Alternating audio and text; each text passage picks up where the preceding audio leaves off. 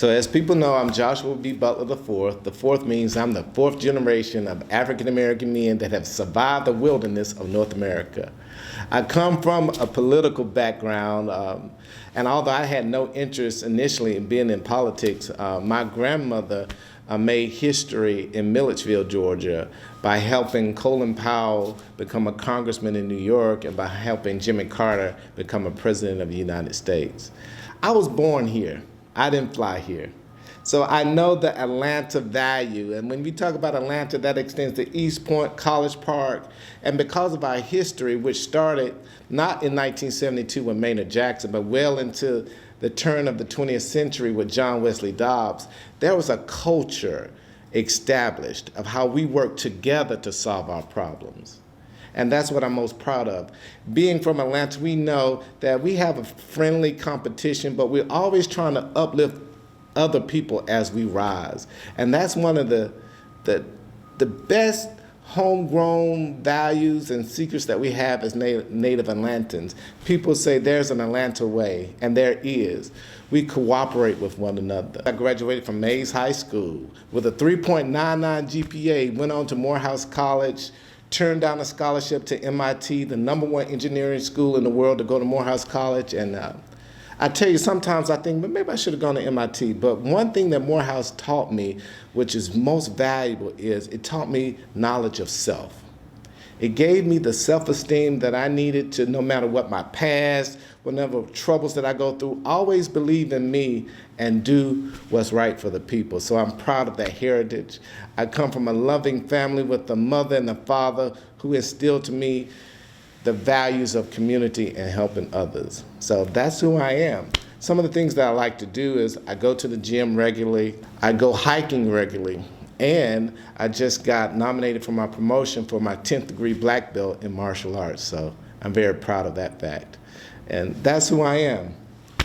When I think about public service and what I would like to see is innovation. For the first time in human history, we have the ability to feed everyone on the planet. So why do we have homeless people here in Atlanta living under bridges? We have the resources to take care of everyone. Public policy means that we must have the will to do that.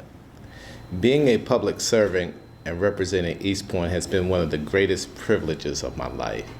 I've been a city councilman for almost 7.5 years. It feels like dog years, so 35 plus years now. It's been a labor of love and passion, but it's been extremely hard and difficult too, trying to manage the needs of the people in a positive and productive way, but also managing the policy and the political backside, which can sometimes be terrifying to the average person.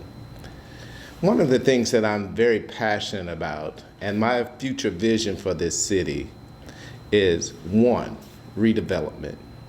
When we look at Cleveland Avenue, that should be a thriving corridor anchored by a hospital.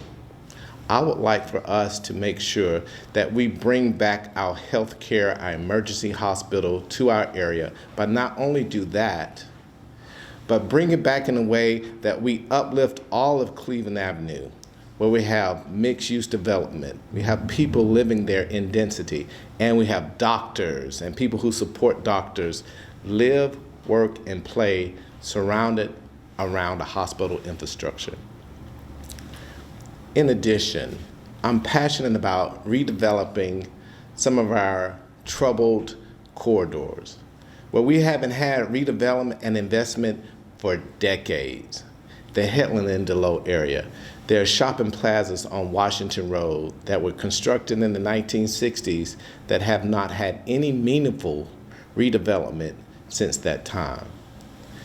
There are ways and tools which I have learned through my experience that we could use to see this vision to fruition. We have the power of floating bonds. We have the power of tax allocation districts. These tools invite investors to come in our community to redevelop that. That's something that we have not used. There's something that I would like to use in the future. In terms of engaging with our residents, I have engaged with our residents more than anyone on council, having more than 30 town hall meetings, going to community meetings. One of the things that I'm passionate about, I'm not one of those elected officials that comes to your community meeting on election year. I'm making my priority to attend every community meeting at least twice a year. This is how I engage with my community. And those are just two of my visions that I would like to see for the future of East Point. In terms of legislation, there's one particular piece of legislation that I'm most proud and passionate about. It's the fact that East Point has approximately 17,952 single-family residents. Of those, only 48% are owner-occupied, which means 52% are non-owner-occupied.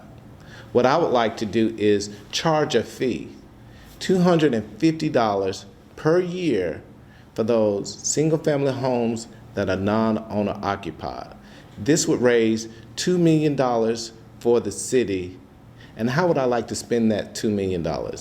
I would like to make sure we allocate those funds to help senior citizens pay their utility bills, fix problems in their home.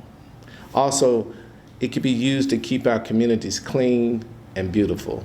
So there was an obstacle to us passing that bill. The state legislature did not allow for cities to compile a list of single-family homes.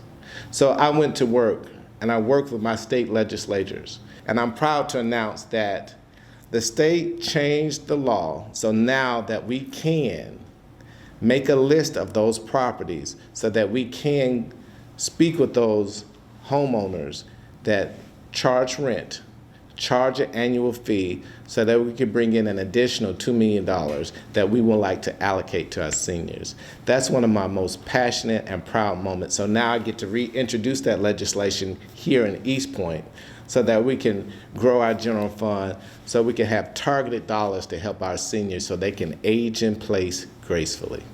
My call to action to people is elect people who love and care about other people. It's not about how much money is in your pocket. It's about what can you do for your brother or your sister to make sure they have a valuable life. Public service means that you offer people the opportunity to add value to society. And my call to action to all the people of East Point, to Georgia, to the world is get involved, love someone, and make sure that your elected officials create the policy that brings light to the community.